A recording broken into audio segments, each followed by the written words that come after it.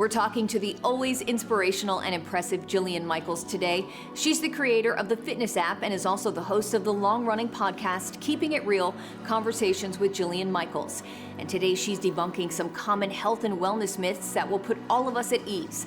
So get ready for some great health, wellness, and fitness advice. This is Advocate Now.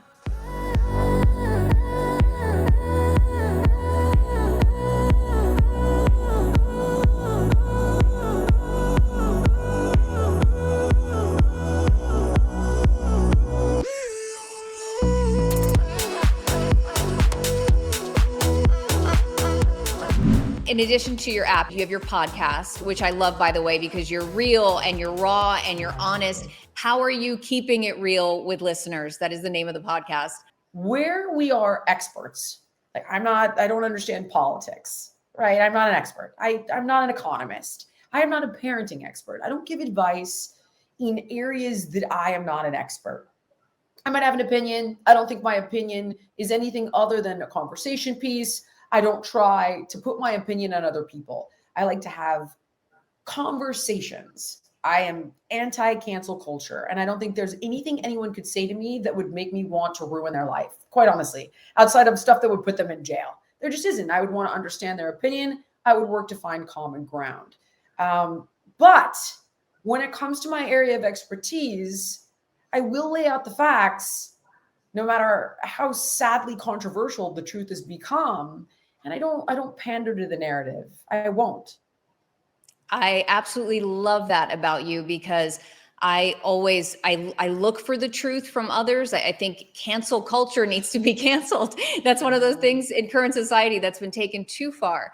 But speaking of keeping it real, I'm sure you've come across, countless fitness and dieting myths over the years. Is there a myth that's trending right now that you would love to debunk? Gosh, there's still so many of them. It's crazy. Like people still don't eat carbs. I'm like, we were done with it. Like, I think 1993.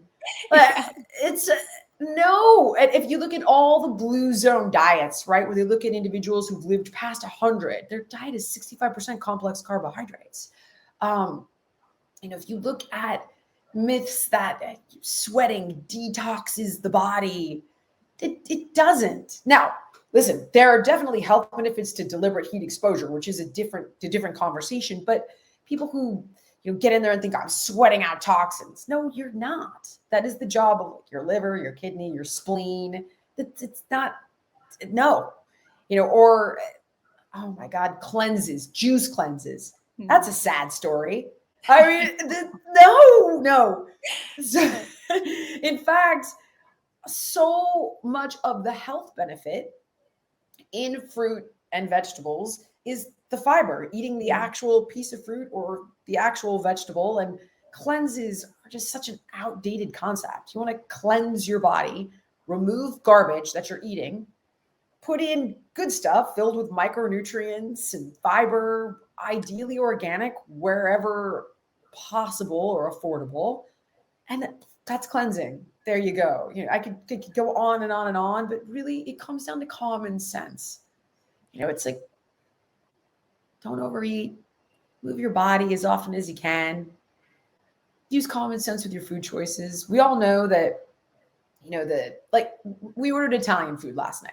You tell me what's healthier, the meat lovers pizza or the spinach salad with salmon? People know what to do. Use common sense and you'll be just fine. Then make the better choice 80% of the time, 20% of the time, you can have that meat lovers pizza. As I mentioned earlier, you really are a pioneer in the fitness space. And as a trainer on The Biggest Loser, it was massively successful and inspirational. When you look back on that time, do you have any big takeaways from that part of your career? It would definitely be to attempt to build a brand on a platform you have some control over, which to this day, looking back, I don't know what I could have done because it wasn't my show. I wasn't the producer on the show ever at any point. With regard to health and wellness, the show needed a psychiatrist and a psychotherapist. It needed both. And I said that, but I, again, wasn't a producer.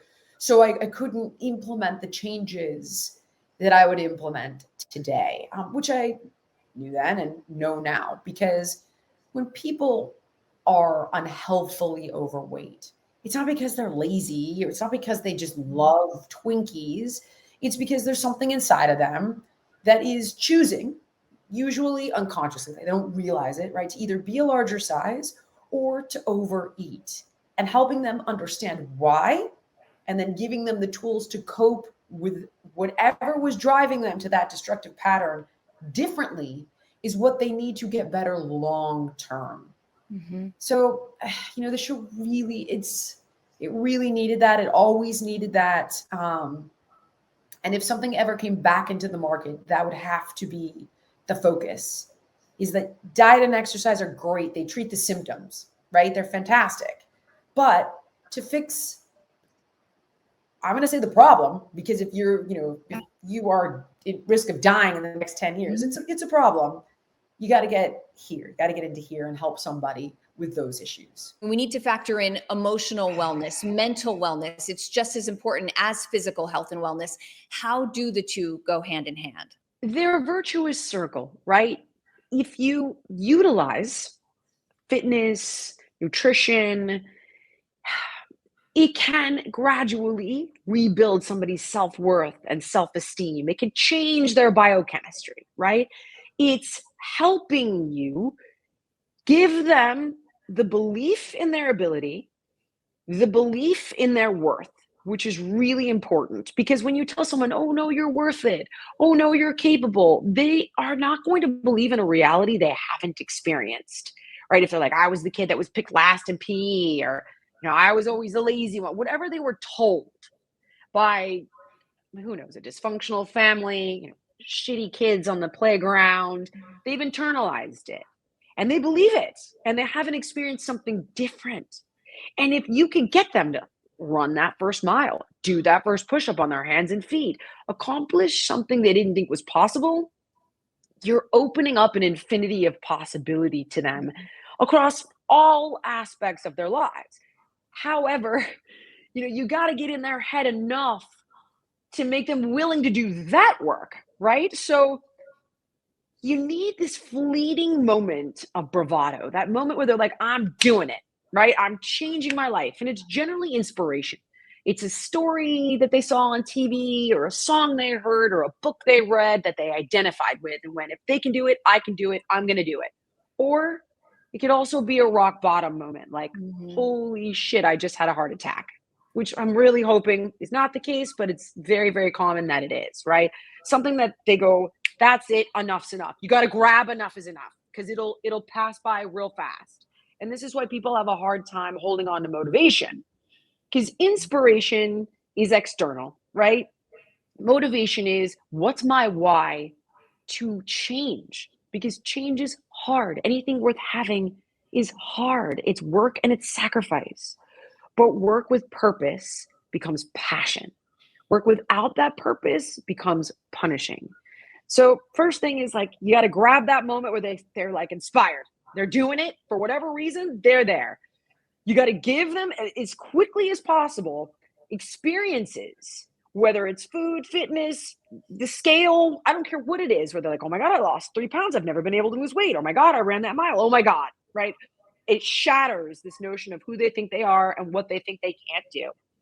And then you got to begin to build on, why do the work, right? Why? What is the perspective? How is your life going to improve? How are you going to feel better? I know you're an advocate for many, you're an activist, you work closely with a number of charities. Is there anything or anyone you feel very passionately about advocating for? I work with the UNHCR, which is the United Nations Refugee Agency, because these are people that they cannot advocate for themselves.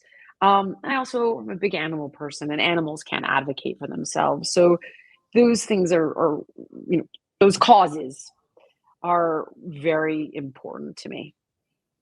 Jillian Michaels, you are amazing. This was such an incredible conversation. Thank you for being here. I want everyone to check out Jillian's app, the fitness app, and her podcast, Keeping It Real. Thank you for keeping it real with us and more.